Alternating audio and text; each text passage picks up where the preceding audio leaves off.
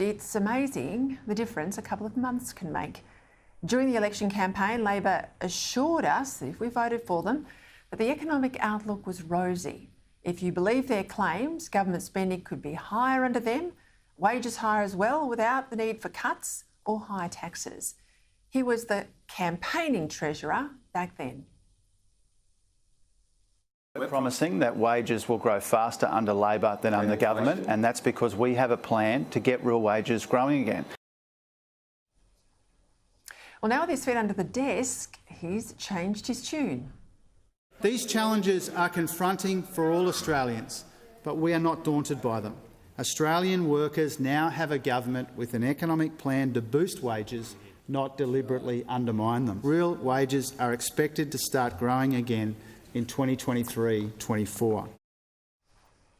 No wage relief, despite the campaign promises, until at least next year, when the Treasurer assumes inflation will be back under 3%. Because now that inflation is over 6% and heading perhaps to 8%, there's no way Labor can promise to maintain real wages for everyone, because that would just lock in an inflationary spiral for years. But that means for millions of workers, the reality is their real wages will fall and families will have to tighten their belts.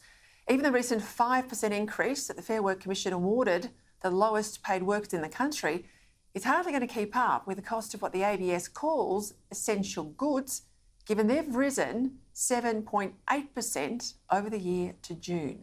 Add in fuel, it's up 29% in the year to June, notwithstanding the 24 cents a litre cut in the tax that's set to end in September.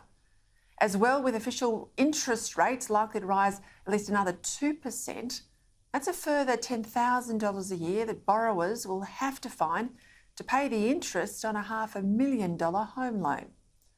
And what about the government's pre-election promise of a $275 a year cut to your power bill? Well, in most states, power prices are set to rise by close to 20%. And that promised $275, well, that's all but vanished from Labor's rhetoric. Today, Jim Chalmers was reassuring us that he feels our pain, but really it's Scott Morrison to blame. The budget we inherited is bursting with waste and rorts. It's booby-trapped by expiring measures, and it's burdened by long-term demographic challenges that come with critical and necessary spending. Well, blame game aside, the reality is this. Whoever won the election, well, there was always going to be an economic reckoning, because government simply can't go on borrowing in order to spend vastly beyond its tax revenues.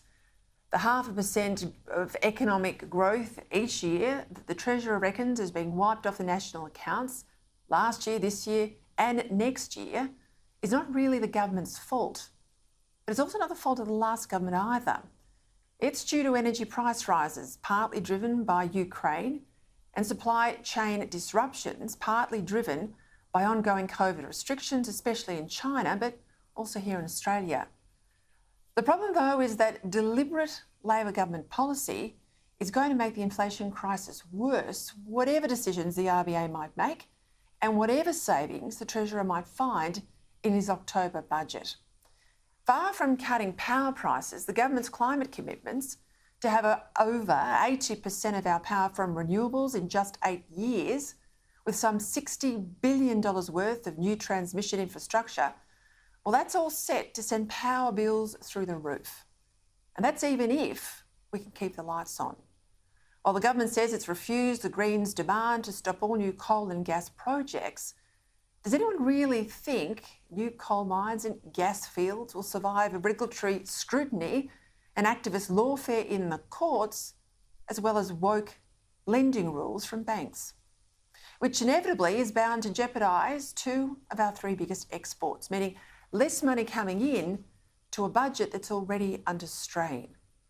Then there's all the new spending that the government has promised, including childcare support for households earning over $500,000 and a stronger NDIS that's already soaring towards $60 billion in annual costs, all adding to the deficit and inflationary pressure. And what about the building and construction watchdog, the cop on the beat for a tough and militant industry? Abolishing it has just been estimated to take almost $50 billion out of the economy by 2030. And that'll certainly push up costs in a sector that accounts for roughly 10% of the Australian economy. Yes, employers, of course, they're screaming for workers despite the economic headwinds. Yet at the same time, we've got these 500,000 job vacancies out there. We're also paying the dole to almost 1 million people who could and should be working.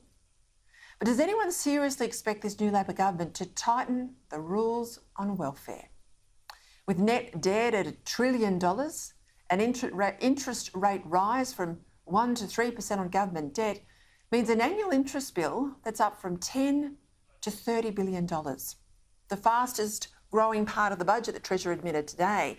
So that's $20 billion that can't be spent on better hospitals or roads or a stronger military. Every new government gets a honeymoon as the public extends a bit of latitude and goodwill to new governments that long-term incumbents don't get. Today's statement by the Treasurer was all about blaming the previous government for the troubles ahead. And fair enough, that's politics 101, and for a while, he'll get away with it. But sooner or later, voters will expect the current government, the elected government, to fix Australia's problems. And they'll punish Labor for making things worse, not better.